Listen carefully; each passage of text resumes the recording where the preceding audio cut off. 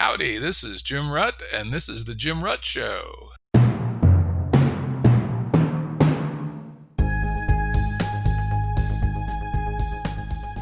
Listeners have asked us to provide pointers to some of the resources we talk about on the show. We now have links to books and articles referenced in recent podcasts that are available on our website. We also offer full transcripts. Go to jimruttshow.com. That's jimruttshow.com. Today's guest is Michel Bauwens. Michel is the founder and vision coordinator of the P2P Foundation and works in collaboration with a global group of researchers in the exploration of peer production, governance, and property. There's an amazing collection of content at p2pfoundation.net, and there's a very interesting daily blog, which they put out, blog.p2pfoundation.net.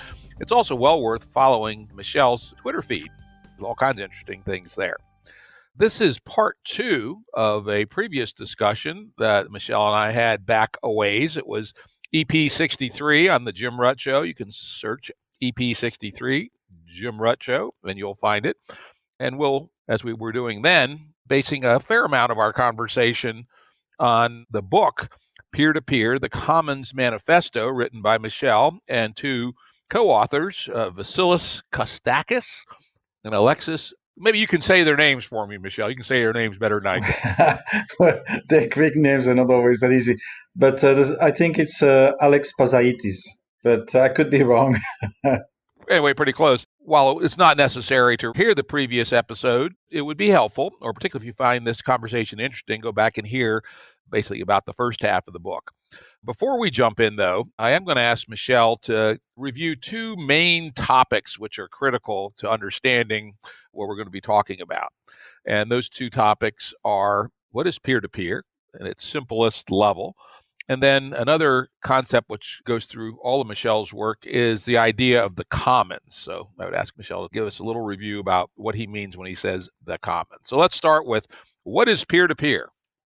Right. Well, I think a lot of people in your audience will know that it was used in the technology field about 15, 20 years ago when we had this new configuration where any computer could talk to any computer without going through a server or any centralized entity.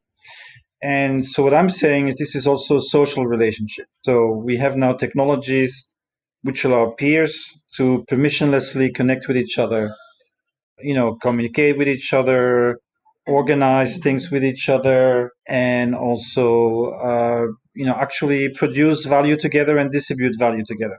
So it's much more than just communication technology. It's a way to create alternative value circuits that may or may not be market oriented. And so to understand the historical significance, imagine a little village 10,000 years ago. Everybody's your uncle or your nephew or your niece. And so if you have any conflict, you basically talk it out. As long as it's inside the village, you can peacefully arrange any conflict. But then as we got bigger as humanity, we created bigger organization, and it's just impractical and too expensive to do everything, everybody talking to everybody. So we basically invented hierarchy.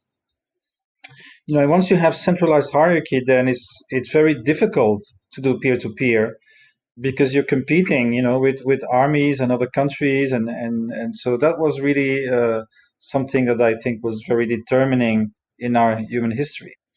But I think today we are able technologically and socially to create vast projects like Linux, the free software operating system, or Arduino, open design electronics, and we combine thousands and thousands of people who are not necessarily working in a hierarchical relationship to each other.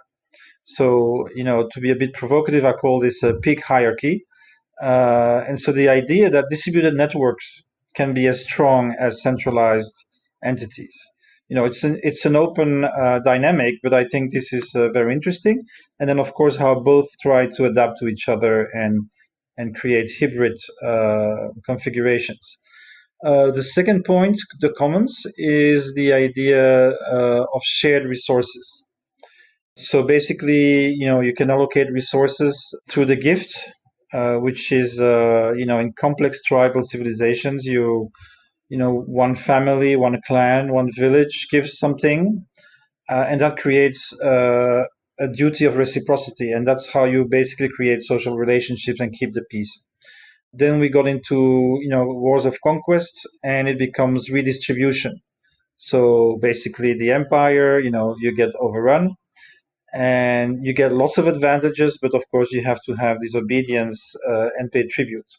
And the third one is the market, and the fourth one is the commons. This is a totally different logic. So anybody can contribute to a shared resource like the Linux free software system, and everybody can use it.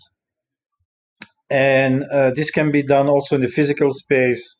There's a tenfold increase in urban commons in cities, so 10 times more in just 10 years' time. But you can do, all kinds of things using that dynamic. And so you have to put it next to the state, which is about redistribution, and next to the market, which is, about equal value exchange.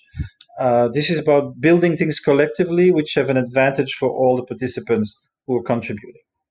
So this is the time of the reemergence of the commons, because as we are overusing resources on the planet, historically, what has happened after such extractive periods is that humanity uses the commons as a kind of healing mechanism, because pooling and mutualizing resources is absolutely the best way to bring down the human footprint. There's nothing else even beats it closely. So that's why the commons today are such important. And you put the two together, peer-to-peer dynamics creating commons together. That's the era we're in my view.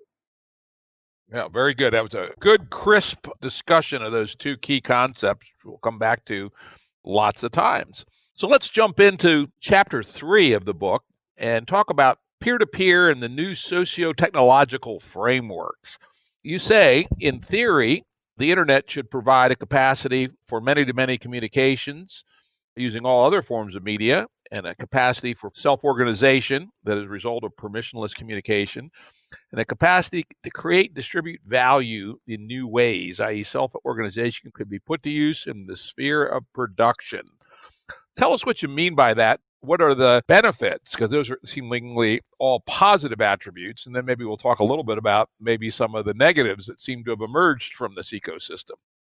Right, absolutely. So, there's nothing in the world that is pure good. So it's always, two sides of the coin. So I'm very happy to discuss the negative side. But, just as like 10 years ago, people were exaggerating the positive sides, people are now exaggerating the negative sides, and they're forgetting all the benefits that we got with it, right? So it's a question of finding the right balance within those two polarities. So I don't know if you remember this, but maybe 10, 15 years ago, Pekka Himanen wrote a book, The Hacker Ethic. And it was kind of updating that book by Max Weber called The Spirit of Capitalism, which described the emergence of capitalist values, capitalist ethics after the Reformation. And, he makes the link between how the religious Reformation at the same time meant that, markets became something positive, right? So Pekka Himanen describes this emerging field of free software, and he notices a complete change in mentality. And so basically the two values are passion and freedom. So we now have socio-technical systems which allow people to join them by choice. So they're open collaborative systems. And so that freedom creates passion. So the fact that you can actually choose your activity, the ones that you love the most, that you find the most meaningful, creates at the same time this very huge motivational extra. And think about, to make it a very simple example, you have Encyclopedia Britannica, which I used to use, an absolutely excellent resource. But then you have the Wikipedia, where 100% of the people there are there because they want to be there, right? And so no matter how much money you have, how big you are, how expert you are, it's very hard for that kind of entity to compete with this kind of open network. And so what will happen is that, usually one or more individual will say, we want to do this. Like, we need an alternative operating system, to not having to use Microsoft, for example, or we want direct access to organic food in our neighborhood without, going to the big store and paying 30% more. Whatever the goal is, we now basically have the freedom to broadcast these projects, and then people will adhere to it, and they will do so with a substantial amount of enthusiasm.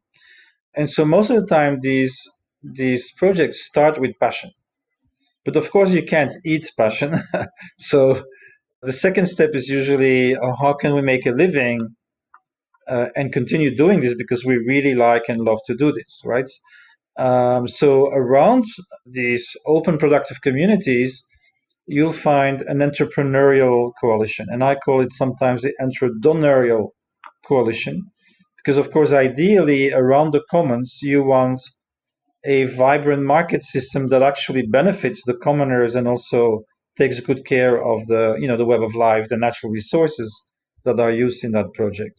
So around this productive community, you try to create a generative economy, an ethical economy. And so that's step two. Step three is you have to manage the infrastructure. And so what you do there is you create neutral associations for benefit associations, which enable and empower the collaboration to occur. So typically, for example, the Wikimedia Foundation will not order, people to write the articles, but they will have editors that have the power to say no. And that's very important because that defends the integrity of the system. So it's not a command hierarchy, but you still have a control hierarchy. And the free software and associated technologies, is 1/6 of GDP already since 2011. So this is a substantial part already of the U.S. economy and the global economy. Now, I want to explain one important dynamic. Once you have a system where some people get paid and others don't get paid, you have a question. Do I want to do things for free and see only a few people benefit from our common work? And so that creates a whole kind of dynamic where these communities are going to try to do things differently to have more equity. And this is sometimes called pre-distribution. So imagine you create a membrane around your productive community. You get market income, maybe you get subsidies or whatever you get from the outside, but internally you can redistribute the value in a different way, and that's called contributory accounting. And there's hundreds of them, hundreds of examples that I have in my P2P accounting section of my wiki. So we'll try to create new types of relationships with the entrepreneurs. For example, we are big fans of something called reciprocity licensing. And the basic idea here is knowledge is free, knowledge can be shared, but if you want to use it commercially, you have to become a member of the association or, some kind of reciprocity arrangement, which, is kind of a promise of reciprocity, basically. This is less important in free software because, everybody can use it. It requires fairly relatively low capital. But if you want to do, some project with machines and buildings and actually produce something, you may want some protection from purely predatory, companies who just take the open source but don't reciprocate. So what we're seeing is, first we had the free software and open design communities. Then we had the urban commons coming on in 2008 with a tenfold increase. And now we see the first premises of distributed manufacturing. And we call it cosmo-local because everything that's light is global and shared, and everything that's heavy is local and potentially cooperative. So just to give you one example of this is called the multi-factory system. It's a coalition of 120 crafts factories in Europe. So these are usually people who do materials, so converting plastic or working with wood or iron or steel or 3D printing, and they kind of look for cheap abandoned factories in the in the ports of the cities and stuff. But they do this cooperatively. They use open source methods, and they have what they call the invisible factory, which is the place where they work together, independent of the place where they are working. So they have their own commons, if you like, where they're building this collective experience and knowledge for their whole network. So this is a typical example of what we call cosmolocal production. And this is very, very important because we spend 3 times more transporting stuff than making stuff, right? So if you can produce at a place of need, on demand using distributed manufacturing, this should have a substantial effect on the human footprint. And if you pool your resources, you mutualize parts of your provisioning systems, then you get enormous benefits because we calculated it in a report called the thermodynamics of peer production, and we looked at agriculture, and it was about 80%. So produce as much food, but with 80% less matter and energy usage. Yeah, that's very important. It's one of my own personal passions is the local agriculture movement. But unfortunately, as it turns out, the economics are still hard to get to work right so long as we don't have a strong carbon tax because, all that moving of food from California to the East Coast, or even worse, a salmon caught in Alaska sent to China to be processed and then sent back to the United States, gets a free ride by not paying the full cost of the transportation. And my own calculations say if you put an honest carbon tax, say $100 or 100 euros per ton of carbon equivalent, suddenly local agriculture can outcompete the industrial agricultural machine. But until then, it's going to be hard, especially in places that are optimized like the United States, very, very efficient industrial agricultural systems. Hard to outcompete it on price. Absolutely. And maybe I can say something about this because this is very important. So, we have a value regime. We have decided in the 18th century that wealth is created through extraction. So, you need scarce commodities in order to be able to price them. And that's how you realize the surplus. And so typically anything that's generative or regenerative and anything that creates abundance becomes cheap or free, right? So that you have a fundamental contradiction in our system where an organic farmer who improves his soil every year will get punished because the farmer who destroys the soil every year will get much more subsidized and all kinds of stuff. And so that's fundamental. So if we don't change to a contributory value regime, the things that we need to change in the world, are not going to work very well. Unless you're willing to be to extremes. And I was recently looking at the Bruderhof communities, which I'm quite impressed with. It's not the kind of life that I would lead because you have to promise obedience and pretty much forget about your personal development. It's a religious system. But I don't know if you ever seen them. I mean, they're very productive. And they have everything they need. And so what they've done is some kind of radical mutualization, like the monasteries did in the Middle Ages, and they've grown to 3,000 people. It's worth looking at. And I don't know if you can confirm this, but I learned that the Amish, also very collaborative in their community, actually have the most productive agriculture in the US. I find it hard to believe, but I've read it in 2 or 3 articles. And so it's probably worth looking at whether that's true or not. Yeah, it's interesting. The Bruderhofs, I actually drive right by one of their industrial facilities on the way to visit my daughter. Someday I'm going to have to stop in and visit up in Pennsylvania in the United States. With respect to the Mennonites and Amish, there's a lot to be learned there, but I would also caution you that they are exceedingly industrial in their agricultural processes, heavy users of pesticides and fertilizer. Oh, really? Yeah, they'll use up land and then move on. And so, yes, they are amazingly productive and their farms are very prosperous. But I would say that they are not at all on board, at least most of them, with regenerative agricultural and permacultural techniques.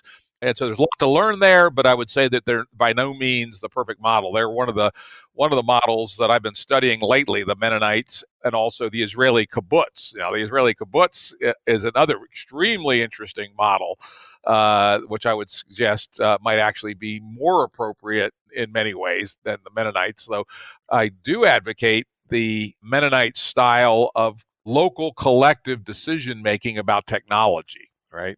In the Mennonite world, the communities are organized into something kind of like parishes in regular Protestant or Catholic religion, but they're quite small, 25 to 50 families. And the technological decisions about whether we should adopt a technology or not are made at that level, and often after years of debate. And they'll come to different conclusions. People think, oh, yeah, the Amish, they all do this, they all do that. No, they don't. They vary at this local level. For instance, some will allow electricity in the barn for the milking machines for the cow and refrigeration, but no electricity in the house. And some will say no electricity at all. And so I think there's a lot to be learned there, but I would caution that their agricultural practices tend to be more industrial than you would think because they're tightly coupled to the monetary system. But the other thing that's worth learning from them is they have an alternative form of finance. They essentially have collective banking, where if you're a Mennonite or Amish and you want to start a business, and many of them get into businesses like furniture building or construction or small factories, they don't go to banks, generally speaking. They will go to their community and they have a form of collective capital with return built into it so they can avoid the exploits from the commercial banking sector, and whatever interest or implied interest comes back is kept within the community. So I think there's a lot to learn there. Yeah, absolutely. Another distinction I'd like to make, you called it the light and the heavy, I think. In our Game B world, one of the distinctions we make, which is very similar and maps almost onto light and heavy, but not quite, is the distinction between rivalrous and non-rivalrous. Non-rivalrous means things that can be replicated very inexpensively, and that can be digital, like an MP3 file, obviously costs very little to replicate, but it also can include drugs. Many drugs now can be manufactured for 1 penny, 1 cent per pill, and yet they may still charge $20 a pill. And so things that can be duplicated at a very small fraction of their competitive market equilibrium value really ought to be made in as large a possible volume as people want. Should not be constrained by intellectual property, at least to the point where it's usurious. While rivalrous goods, like a ham sandwich, either you eat it or I eat it, right? It may not be heavy, but it's rivalrous. And so there's a very different dynamic there. And there's always going to be issues about who gets what. And so I would also suggest laying that framework on top of thinking through alternative systems. And we should encourage the widest possible use of non-rivalrous goods and put our attention to reforming how we think about the cooperative signaling related to the creation and distribution of the rivalrous goods. That's exactly how I started my P2P work 20 years ago, with the kind of conclusion that our society treats immaterial goods as if they were scarce. So we basically do everything we can to make cooperation difficult through intellectual property and all kinds of rules.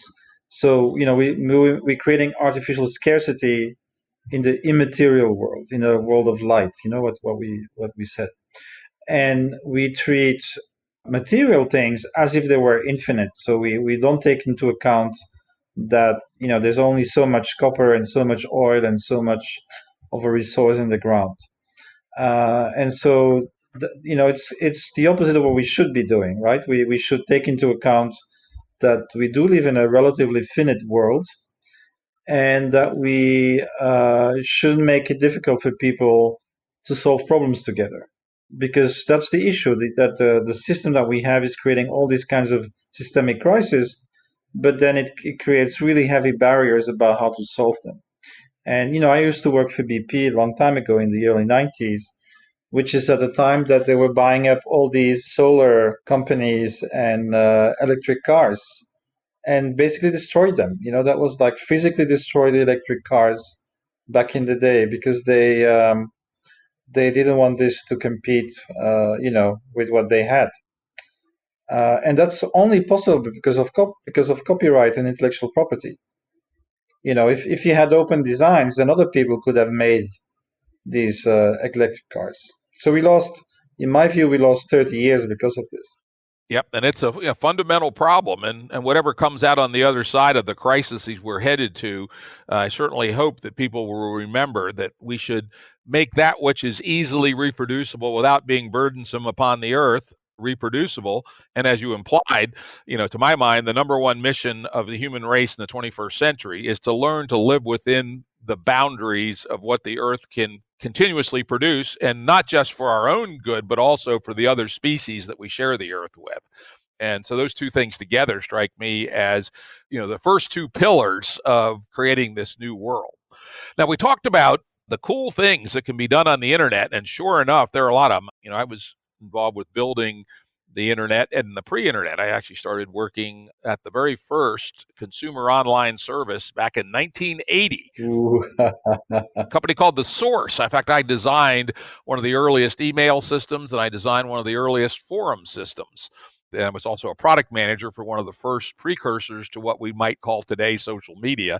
Wasn't exactly the same, but it was close enough. So anyway, I've been watching this stuff and participating in it since the very beginning. And I will say, we all thought we were doing the Lord's work, right? We thought that we would be building tools that would make democracy better, that would make everything fairer, and many of the things we just talked about. And indeed, those things are happening. And it's, as you point out, it's important to focus on the positives too. But unfortunately, and maybe I've been a little late to the day, I've come to realize that there are some serious negatives we have to think about this emergent internet world.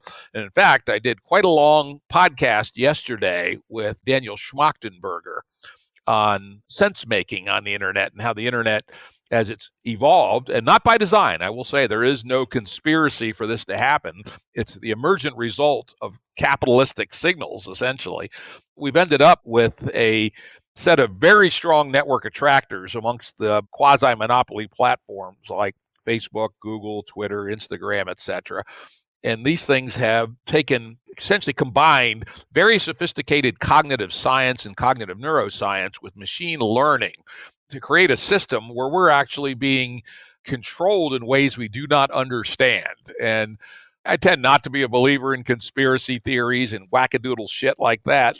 But I think in this case, it is true that we have developed an emergent world where what should have been these tools of liberation have instead been, I think, what you called cognitive capitalism, where our behaviors, our information and our data are essentially turned back around against us for the purpose of selling us ads, and the ads are sold for the purpose of, turning us into something that we are not.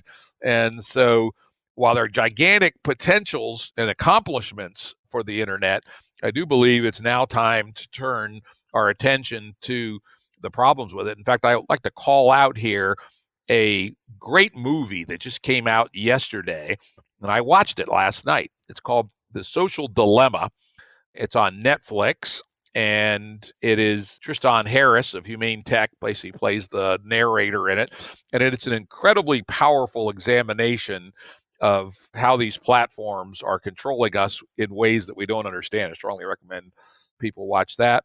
And the other, and she appears in the film, is called Surveillance Capitalism by Shoshana Zuboff, who focuses mostly on Google, but also a bit on Facebook, and how these tools that should be, core to human emancipation have, again, not through malicious intent, but through these mega companies responding to the signals of capitalism, particularly as they transition to an advertising model, no longer are friends, and in fact are destroying our ability for collective sense making and may well be driving our whole society insane. Well, I'm very close to that analysis because I've been a curator for almost 15 years now. I mean longer because I've been a librarian since my first job in 1981. But as a curator, the simple fact that you want to be pluralistic in your sources has become extraordinarily difficult. So we had this idea of the filter bubble some years ago, which these algorithms kind of tend to present to you what confirms your interest and your opinions. But now we've come to weaponizing of this, which is that as communities are fragmenting, what happens is that they actually don't want any other information. They actively try to protect themselves from anything that disturbs the righteousness or whatever it is that determines their being together in a community, and that's really really painful. I've lost a lot of joy, doing this kind of work in the last 2 years because of this. Yeah, it's a very real thing. And in fact, the film, The Social Dilemma, focuses on that. We think intuitively that everybody, and historically this was sort of true, had more or less similar sources of information. And we could assume that at least people had some agreement about the facts, if not about what should be done about them. But because of these filter bubbles and these algorithms, which select things that outrage us, which press the dopamine buttons in our brains, it's now the fact that people have very different flows of information. I mean, they're not similar at all, right? No. But even if you do a search in Google, I'll do it on my computer, you'll do it on yours. We won't find the same things anymore. Yeah, they give a very good example on climate change. If you type in climate change, the auto continuations, i.e., the suggested searches you do, are radically different depending on where you live. So if you're in Texas, it'll say you type in climate change and some of the suggested continuations is a hoax, is nothing, etc. And if you do it in New York City, it will say is a existential risk to humanity. And it's interesting, nobody at Google made those decisions. These were machine learning based extractions from patterns of what they saw, which, as you say, creates a filter bubble, does not present objective view of reality, but rather reinforces a set of prejudices so that New York and Texas now have radically different views about climate change, even though there's only one set of objective facts, which neither side sees in a pure form. Right. So maybe one thing we can do, and this is what I'm trying to do with the P2P Foundation. So this is called object-oriented relationality. It's one of the branches of maybe sociology. I'm not sure, but the basic idea is that what is the commons about? It's a shared object that you want to make. And so in this case, what you're doing is that you're congregating, but you're congregating to build something, right? And so you look for commonality and you organize around a commonality, which is the love of that object, be it free software or it's a bit similar to, I was reading an article in Jacobin magazine today about, how unions back in the day were able to create kind of unity between the workers of different races and other differences because they were all kind of had this common identity. We workers, we will struggle together. It's good for us if we all fight together around, some common priorities, as opposed to the fragmentation that we have right now. And you're probably familiar with the work of, is it Peter Limburg with, Culture 2.0? This mapping of 30 different mimetic tribes that, all have their own logic, all have their own convictions, and are not seeing and reading anymore the same things. This is so I see commoning as a potential also strategy to overcome at least some of that fragmentation by focusing on this kind of common priority that we could have if we build things together. Yeah, I think that's really what we have to work on, but we have to be realistic about the fact that these monopoly attractors armed with machine learning are not attempting to do that. And we have to find ways to either overcome it. And one of the things, for instance, I find Facebook, for instance, for all of its evils, if you stay out of the broad public Facebook and spend your time in private groups, many of the dynamics go away, right? They don't run very many ads in the private groups. Private groups have their own algorithms, which are objective, actually, and they're not driven by the Zuckerberg algorithm, etc. So one can adapt one's usage to not be quite as sucked into these attractors. The other one I'd recommend to everybody: turn the goddamn notifications off on your devices. Don't let them pop at you because they are trying to get your attention. Turn all the notifications off. The other two things I personally do, which I'd recommend, is I take a 6-month break from social media every year. That's really good. I should do that as well. Yeah, in fact, I'm at the end of month 2 of this year's break from July till the end of December. And it's amazingly liberating. And the other is, even when I am on social media, and this has to do with other things too, like email, is once a week I take a day's break and have a cyber Sabbath, typically on Sunday, where I don't touch any device at all except my Kindle. I have, like the good Mennonites, I say, well, Kindles are all right. Kindles are like a book, right? And so these are habits that we can get into to free us at least a bit from cognitive capitalism. Let's go on now to a model that you have in the book, which is about how we can use this network infrastructure and other things. And you basically create a 2x2 in a good management consultant fashion of centralized versus global, and for profit versus for benefit.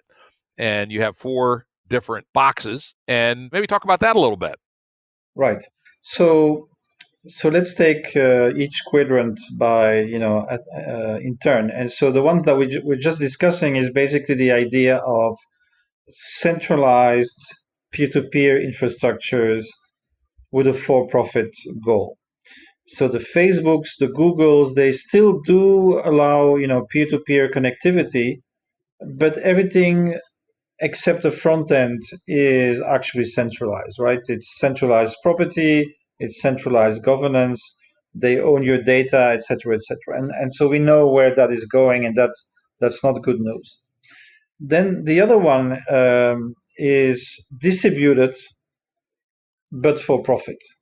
And here's what I'm thinking is the Bitcoin world, the blockchain world, the crypto world. Because if you look, for example, at Bitcoin, it's very clearly designed, as a commodity currency to go up in value. So in other words, it is designed to make a profit. And the ideology behind it is a libertarian ideology, which sees every individual as separate from each other. And then you can engage in market transactions. What they don't see, though, is that any competition for scarce resource creates oligarchy. Whether you're competing for land or you're competing for money, it doesn't really matter. In any iterative game, for scarce resource, one people, through luck and cleverness and hard work, whatever the reason is, will end up having more resources than the other. And then for the next iterative game, you're stronger and you're concentrating resources. And not only that, but actually they're really designed to do that, right? They have oligarchic protocols like proof of stake and proof of work, which give more to people who already have. So that's a group apart, which claims to be peer-to-peer, but actually creates oligarchic systems in their effects. And then you have on the other side 2 for benefit models. And one is the local distributed for benefit models. And that's really what's happening in the urban commons. There were 50 urban commons in the city of Ghent in 2008 and 500 in 2016. So there is this explosion of local initiatives, faced with state and market failure. People are really mutualizing a lot of their provisioning system. And so what we saw in Ghent, for example, was that every provisioning system had already a commons-based alternative.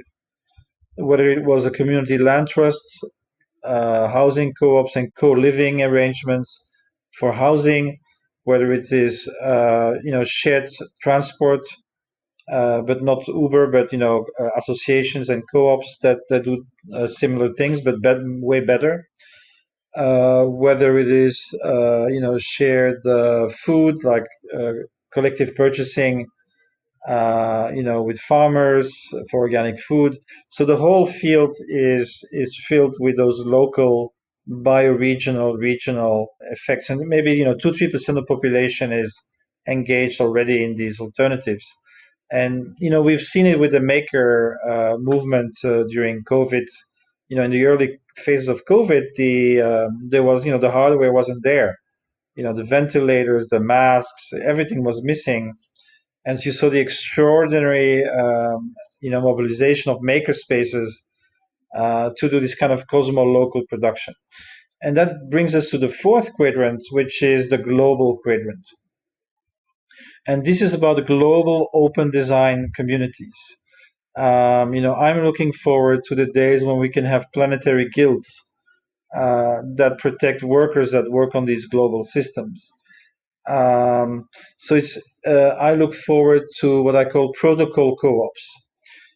So to give you an example of this, there's this coalition called C40 of cities in the world which want to do climate change. And, and for example, one of the things they would do is looking at regulations to rein in Uber and Airbnb, right? But that's just a negative regulation. What I want to see is fair BNB and Muni rights. In other words, multi-stakeholder, mutualized facilities that are, managed by the people who produce them and use them. And so one of the things I've been proposing to the cities that I work for is, okay, you create a global open design depository for, let's say, shared mobility. You make a deal with a coalition of cities, like in the Middle Ages, the Hanseatic League, for example. You create, ethical finance, impact finance coalition, and you create solidarity economy, cooperative economy, social entrepreneurship. And with all of those things, you can create, based on common protocols, local adaptations so that you can mutualize transportation much faster than any other, way could achieve. So you see, you have those four alternatives. It all depends how you design the cyber physical infrastructure. And ideally, this is kind of my vision of the future.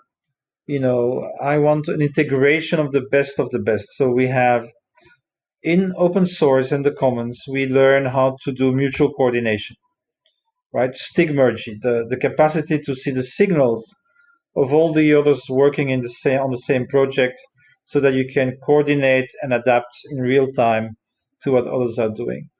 Market pricing works very well, to allocate really scarce resources. And so we can work on generative markets. And finally, what we call orchestrated planning, which is the role of the state. But we can also imagine global governance institutions that, for example, the Global Thresholds and Allocations Council, which is proposed by R3.0, Reporting 3.0, which is actually holding its conference right now.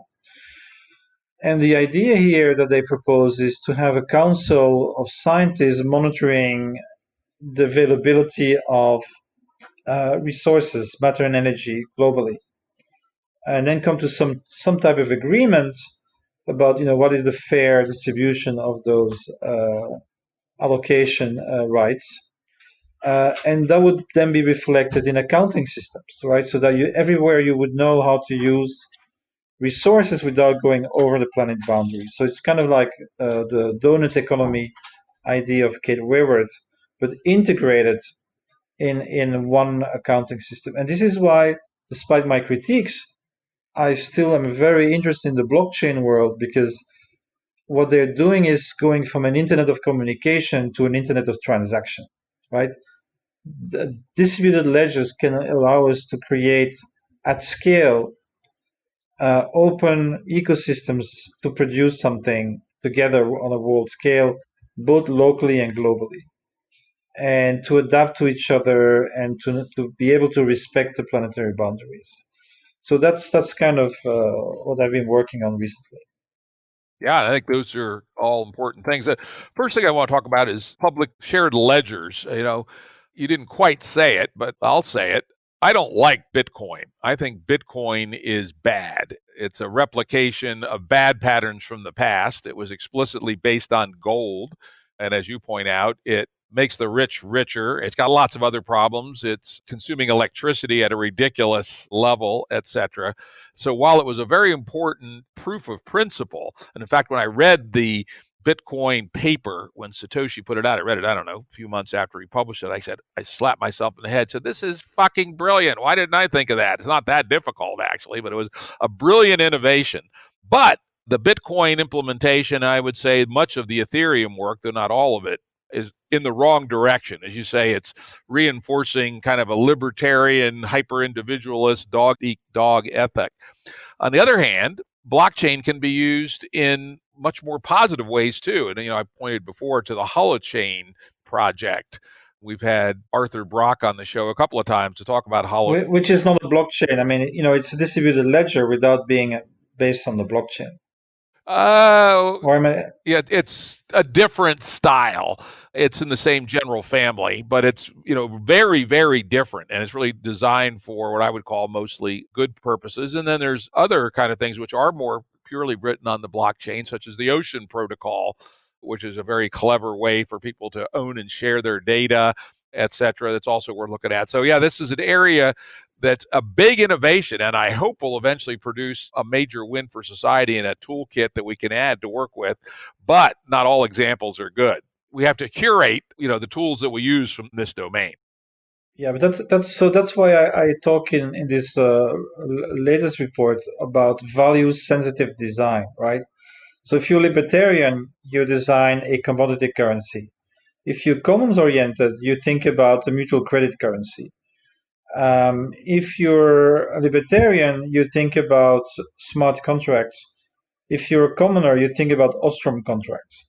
And you can make a list of about a dozen things that, how you would differently design a distributed ledger system if you are inspired by commons values versus libertarian values. So I think it's very important for people to understand that technology is not just neutral. It's an active terrain of struggle or construction, if you like that better. But the way your values are reflected in the way you design those systems, which then will be influencing everybody else who's using them. And it's not a simple thing. You look at the internet, right? First is the non-commissioned officers of the U.S. Army that stress that it has to be peer-to-peer to survive nuclear war. It's taken over by scientists. Then it's taken over after 93 by the public with the web. And then the companies take over, with reintroducing client server. And then the surveillance state, wants to control everything. And so it's one technology, but it has different layers of design principles, which are actually not that much in harmony with each other. Yeah, could you send me the link to that? I want to make sure we put that on the episode page.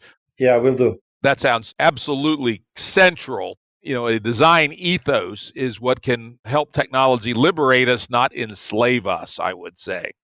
Again, we get deep into these issues, so we're kind of moving along here in time. I'm going to move from this topic, which we could talk about probably for 2 hours, and move to your chapter 4. I personally found this extremely interesting. And that was P2P and the structure of world history and the various modes of production and organization of production and exchange, which have happened over time. I do want to make sure we have plenty of time for governance, which is something dear to my heart. But let's spend at least a little bit of time on your take on the P2P and the structure of world history. Right. Well, so when I started with the P2P Foundation in 2000, 2-ish, I started with discovering the relational grammar of Alan Page Fisk, and he's the one, and we talked about it about 40 minutes ago, who distinguished between commoning, working together on a common project that is a shared resource, the gift economy. He calls it equality matching, where you give something that creates an inequality and a desire to give back. The market, and then what he calls authority ranking, which is about redistribution. And then I discovered a second author, which is called Kojin Karatani, and he wrote an amazing book called the structure of world history. And he says that these things that on page Fiske mentions are actually also active in history, but in different modes of combinations. And there's always a dominant mode. So human history actually starts with the common. So you have very small tribal groups that usually are nomadic. When the hunters come back with, let's say, a deer, it's not for the hunters, it's for the family. And there is a protocol for distribution of the pieces. And actually, usually the hunter, he gets the least because he has already the prestige of the hunt. But so, the idea that it's for everyone at the same time in a particular group, that's really the very first modality of human exchange. As we get more complex, bigger villages and tribal federations, that's where the gift economy comes in, equality matching, because that's kind of social obligation that allows you to pacify, tribal warfare. Because as long as you can move along in small bands, you don't have to go to war. You just move out. The world is big enough for everyone. But once you have tribal federations, the gift economy skips in. Then comes what he calls authority ranking. So once a tribe decides, to invade another tribe, well, you can't have a gift economy, right? Because it's a form of domination. So you have to justify your domination, and basically it's going to say, we protect you, we bring advantages in exchange for tribute and obedience. And so according to your rank in the hierarchy, you get more than another person in the lower rank of the hierarchy. And finally, market pricing. And so another way to put it is that capitalism is a combination of capital, state, and nation, right? Capital drives everything. The accumulation of capital is the name of the game. The state creates a framework in which this can happen, and is also the place for keeping a balance, at the meta level of society. So the state has a double role, if you like, and the nation is the community, and they merge at the same time, and it's one system: capital, state, nation. And what I'm saying is that if you look at the micro foundations of open source and peer production, you might actually deduce a new combination, which is values produced not in the market alone, but through all the contributions in civil society. So the value regime changes and becomes common-centric. The commoners need to make a livelihood and create livelihood organizations through a generative economy, which includes, market dynamics. And then you have these for benefit associations like the Linux Foundation and Drupal Association, which manage the infrastructure of cooperation, and like a common good institution like the state. So it's kind of transformation of the state. So my political program, if you like, Jim, is to transform civil society, the market, and the nation all at the same time. A modest little project. Very modest. And so my first book was actually called, Changing the World. But of course, I'm not saying I'm going to change the world. I'm saying that all peers should be changing the world. And so I would like to add something to that. So I've been very interested lately in what are called wave pulse theories, and the idea is that societies move from one polarity to another. Extractive periods of competition usually tend to an overuse and a collapse, and that creates a pulse towards going to the other polarity, which is a period of regeneration and healing of society. And so you look at society and you see this continuous polarity changing, and remarkably, the commons is the healing agent in regenerative periods. There's a fantastic book by Mark Whitaker, which is called Ecological Revolutions and the Eggshell Religions. And he basically shows that in the past, and he looks at China 12th century, Japan 15th century, and Europe in the 8th century. And he sees the same thing. So the system is in crisis, like the fall of the Roman Empire. And what happens? Mutualization at a big scale. to heal society. And so this was, of course, going on in regionally limited periods within regional planetary boundaries. But now we have arrived at global planetary boundaries. And that tells me that we have to achieve this kind of next transformation. And we have to escape the pendulum. We have to escape the pulse because we now have nowhere else to go than keep the planet in a steady state, right?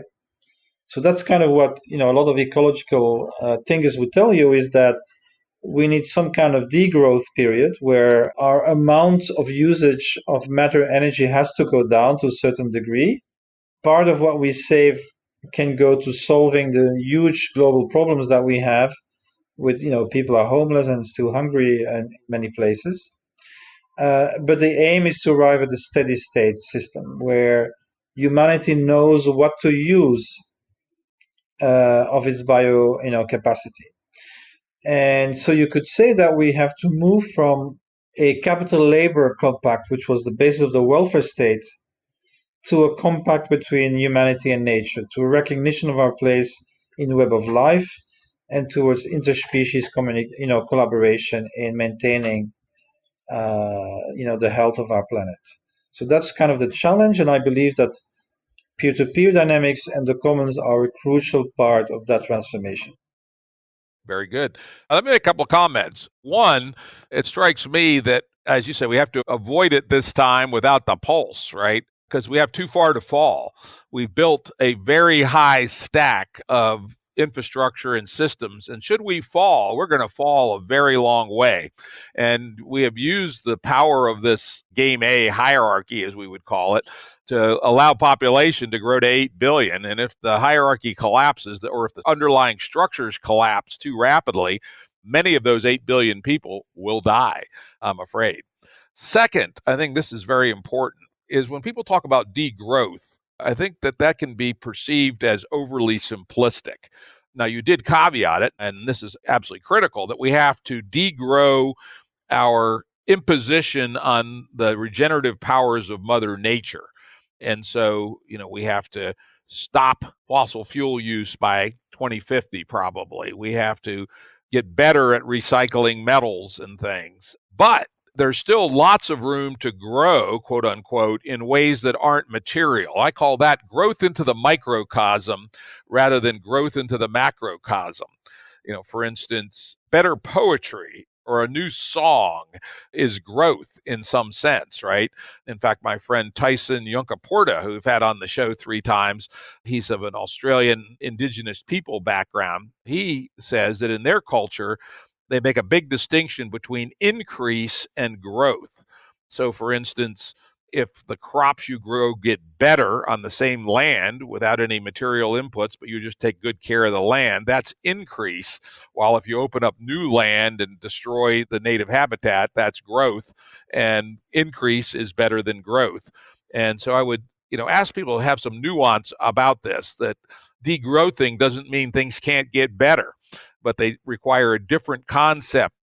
Yeah, absolutely. So one of the concepts that we use is, sustainable well-being, which is, how can we actually increase the well-being of people within the framework of sustainability of planetary boundaries. And, I fully agree with you. I mean, I will not use degrowth in my public communications because, when people are struggling to survive, you're not going to tell them that they have to be even poorer. That's not what this is about. This is about stopping waste. It's about directing life towards the growth of the things that make us really happy. So I just see degrowth of the material usage as a kind of objective necessity, but it's absolutely not the way to communicate politically about these issues. And that's why I think commoning is also important, because when you do meaningful work in a group, that's a huge boost to your personal happiness, right? It's an expression of your being, and so there's a lot of things we can do that go in that direction that make people a lot happier than the mere accumulation of material stuff that you actually don't use that much. Yep, absolutely. And again, we both know that an awful lot of capital could be shared, and things like tool libraries or transportation as a service run the right way. Oh, by the way, I want to revisit that, even though we talked about it in the last show. We talked about a better Uber. There actually are a few examples, like in the city of Austin, Texas. About 50% of the market for rideshare is by a driver-owned co-op, which is kind of interesting. But to your other point, it would be really nice if somebody documented how they did it and what their legal structures were, how they dealt with regulation, et cetera, and make that available as a package for other people around the world to be able to take those seeds and plant them elsewhere. Yeah, that's what I call a protocol cooperative, because the protocols are publicly available, and so people can take them and adapt them to, other contexts. Interesting. Yeah. All right. Let me introduce another concept here, which is relatively new. I think quite new. Comes from one of my collaborators, a guy named Jordan Hall, and he has 5 or 6 YouTube videos on the concept that he calls civium, Civium. So YouTube, civium, Jordan Hall will bring it up. And it's informed by the work of Jeffrey West and Luis Betancourt, who are both affiliated with the Santa Fe Institute. And their work showed in a very convincing fashion that cities are quite unlike biology. Biology is sublinear. When an elephant, compare an elephant to a mouse, an elephant might be 10,000 times heavier, but it does not use 10,000 times as much energy or water. It goes down at a sublinear scaling at the 3/4 power, as it turned out. And so maybe an elephant uses 200 times the energy of a mouse, even though it's 10,000 times bigger. But the opposite is true for cities. As cities get bigger, they are super scalar in a whole lot of dimensions, some positive and some negative. For instance, we know patents are generated at a higher rate per capita in larger cities. Economic wages are higher in larger cities per capita, but also crime is higher and disease is higher, et cetera. And so the superlinearity has some very interesting consequences, particularly, and it's one of the reasons why we're developing these mega cities all around the world with populations of 20 million or more, and particularly in the third world, many of them are fairly horrible places in terms of quality of life and impact on the local environment, at least. And of course, in the West, these super cities become dominant in the economy in their region and are sucking resources in from all over, causing people around the world to degrade the environment and come up against the limits, and I would say at this point beyond the limits of growth. And further, this is, I think, the new addition that Jordan adds to this analysis, is that cities make people crazy. You look at the rate at which people go to psychotherapists. You look at, you just think about the kind of life you have to live in a big city, where you're looking down at your feet in the subway, not talking to your neighbor. You don't even know who your neighbor is in the apartment building you deal with. Everything has been reduced to the transactions of the market or the government. There is no face-to-face community. Most people who move to the cities don't bring their whole extended family with them, so they're social isolates. And so Jordan has proposed, taking some of the things you've talked about, the ability of the nets, that we start to recreate society from the bottom up in small groups, few hundred people in the mostly rural areas, that create extraordinarily high quality of life to a degree that's reasonable, that they be self-contained with respect to things like power and water. Depending on where they're located, they may be able to be self-sufficient with respect to food too, but they also should be open to the wider society to trade for things that they can't do. For instance, they're not going to make their own computer chips anytime soon, or airplanes or other things. But, and this is the key, so they can contribute to the global, shall we say, increase, they need to be coupled to the wider world and to each other, so that they can have the good parts of superlinearity of large groups of humans interacting, and yet still provide a very humane and low impact quality of life.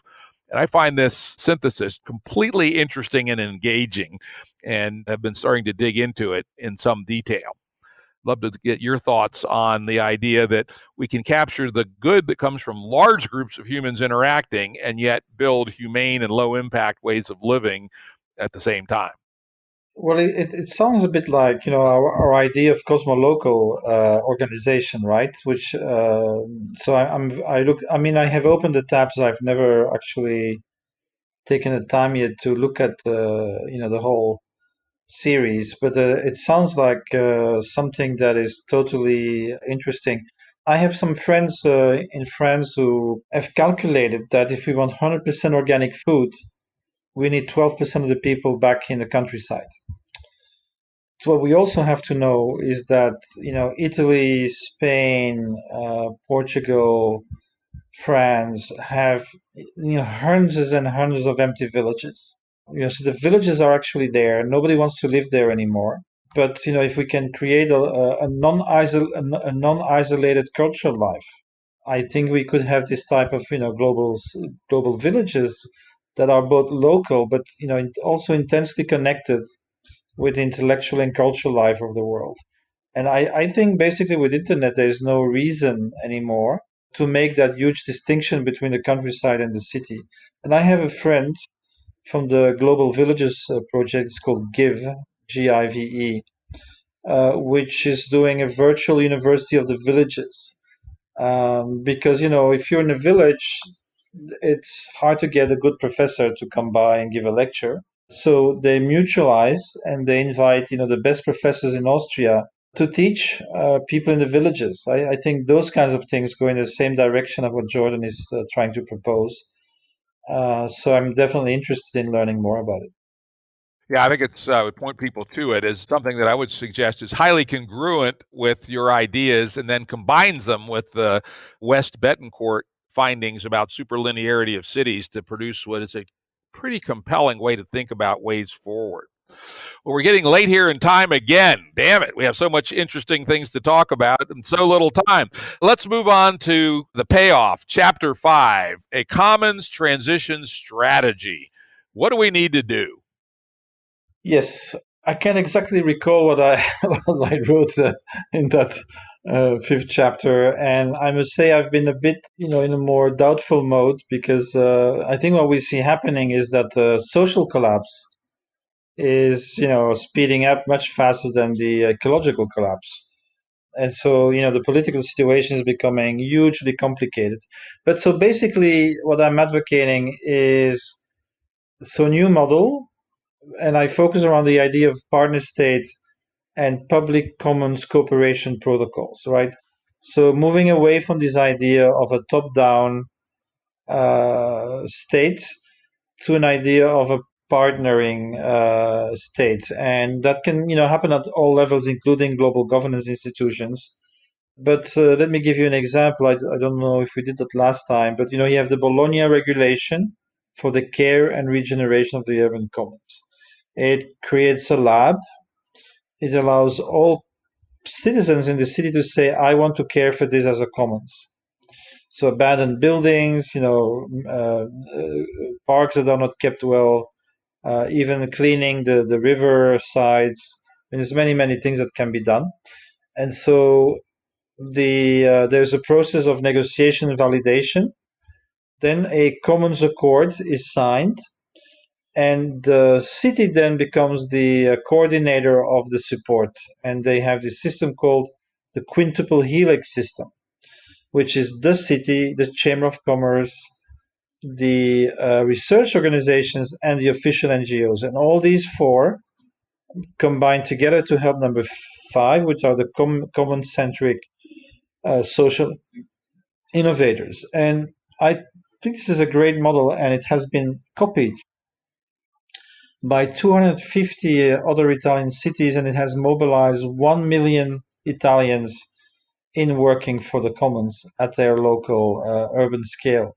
So I think this is something that actually needs to be done everywhere, because if you recall what the maker movement was doing with COVID, they were very fast at producing those things, but then the hospitals were afraid to accept their material because of all kinds of legal and liability issues that they didn't want to cross those lines.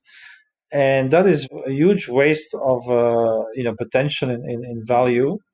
So I think this is very important, that we need to step away from the binary state or market and move at least to a triarchy, where what's the best combination of economic activities from the market, orchestrated planning and regulation from the partner state, and support mechanisms, and then of course the autonomous activity of the commoners.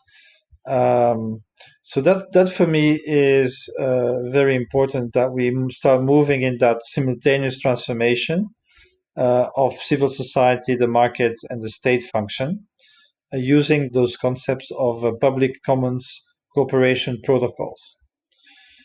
And I don't know if I wrote anything else there. Yeah, I had some other things, but I think you hit the big picture. Things I wonder about is trying to do all three at once. Is that feasible? I would say our Game B movement at the present time is focused on just doing proofs of principle at the local scale, and including some of Jordan's Civium ideas on how the local communities would have protocols for interacting with themselves and the wider world in a way to have a super scalar ability to have increase, if not growth, and leave the state reforms till later. Though, as you point out, the current meta crisis may not let us do that. I guess our perspective is that the politics is so broken, particularly in the United States, but increasingly across the West, that it may not be worth participating in partisan politics at this time. Yes, I fully agree it's difficult, but I think we still need to have an integrated, holistic approach. And don't forget, not everybody has to do everything, right? So I fully agree that if you're engaged in doing a local project, your energy is going to making that work. But I think at some point you do have to create a relationship with the public authority, and at a local level, it might not be as bad as at the national level, right? All these games that national level politicians can play because they can put up one group against another. When you're at the local level, if there's a riot, there's nowhere else to go, right? So there's, I think, a strong motive for local politicians to behave substantially differently than at the national scale. Yeah, absolutely. And we do say that. Yeah, and I'm advocating the creation of assemblies of the commons and chamber of the commons, and commons transition coalition. So the first one, assembly, is where all the people who are engaged in creating and protecting commons can find each other, and arrive at a consensus of what needs to be happening in terms of regulation. And and then we have a chamber of commons, which is all the livelihood organizations. How can we make healthy businesses around the commons? And then the Commons Transition Coalition is the people who have a more of a political consciousness and wants to work directly on those regulations. I frankly think we do need to do everything at the same time. And I give you an example. For example, the Economy for the Common Good is a proposal to create a common good accounting system with 17 clusters of impact, which already exists. They've been doing this for 10 years. And when you have an investment policy, you can start saying, well, we're only going to invest and support those industries that have a positive impact, right? So you lower your taxes and higher subsidies for generative businesses, and you lower it for degrading practices. And so you keep the companies, you keep the CEOs, but you change the entire incentive system around them, right? So we need to find those things which can accelerate the change. So my view of companies is a bit, like can't live with them and can't live without them. So they have often a predatory DNA, but we're not going to get rid of them within 10 years, which is what we need to do for rapid transition. So we need to find ways to work with them and guide them and push them with a framework that still allows them maximum amount of freedom and autonomy, but kind of guided by those regenerative principles. Now, this work on the chamber and the assemblies, is that actually happening now? Because I sense a strong interest in all the various groups that are working that are more or less pointed in the same direction, though with different emphasis and different theory, starting to communicate more and sharing practices. It's something I've been calling the Big Change Coalition. And I'd love to see something like that happen. It is happening at a not big enough scale, but for example, in France, we have about at least 15 now. They're called Fabric of the Commons, or they have different names, but they're essentially places where commoners get together. There's also more and more food transition councils, energy transition councils. Like, I come originally from Brussels, and there's a regional transition coalition. There is even in France already a website, Politics of the Commons, which has prepared solutions that can be given to politicians during electoral periods when they're looking at, their planning and their agenda. So what to do with habitat, what to do with transport. So those things exist already. Like, if you want to do commoning of housing, you need a community land trust approach, you need cooperative housing, and you need co-housing, right? Those are three different models that cover the ground, the houses, and the functioning of the houses internally. So these things exist, but they need to be interconnected. So we suffer fragmentation, that's for sure. Yeah, and I would say I would go even a step further and say that while the commoners and commoning is a great approach and has a lot of richness to it, there are other approaches that are, I think, pointed in the same direction. For instance, the regenerative ecology movement. It's similar, but not the same. And another one that I've become quite interested in lately is political metamodernism, the Hansi Freinacht stuff. And our own Game B, I think, fits in that category. And I know half a dozen, or maybe a dozen more that are each taking a somewhat different approach, but we can think of it as having a coherent pluralism. There's a small group of things we agree upon, and there's a broader group of things that we agree to disagree about. And I think an association at that level could be really useful right at this time. Yeah, it's about meshing. It's about meshing perspectives. Each perspective brings something to the table that others didn't see, but it also, because of its filter, doesn't see other things, right? And so the more perspective you can mesh together, the more you shine light on the problems and the objects. And so I wouldn't put ourselves in a situation where we say, all in the commons is the answer, or only meta-modernism is the answer, but kind of, interconnect, interweave those different approaches, and then like discuss solutions and enrich the solutions through this intermeshing of an encounter. I think that would be a big way forward. I'm glad for you to hear that, because I've been talking to a number of people about this, and they all say they're ready to do it. And I may call some people together to try to get this rolling sometime early next year. And you will certainly be high on my list of people. I will be happy to participate. Very good. Well, I think we're getting close to the end of our time here. Any final thoughts on the way forward, and particularly in the context of the suddenly pretty hot meta crisis we seem to be finding ourselves in? Yeah, it's a real problem, because I think we discussed it in private, before we opened the recording, or maybe we discussed in the beginning. I can't remember. Sorry, but the way social media are weaponizing difference is extraordinarily disruptive. I'm a curator. I'm a pluralistic curator. I've done that all my life, and I've never been under so much pressure to limit my sources.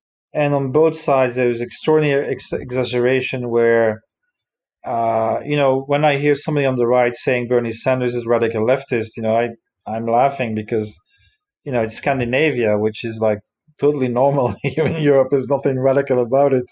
It's already 100 years old, right?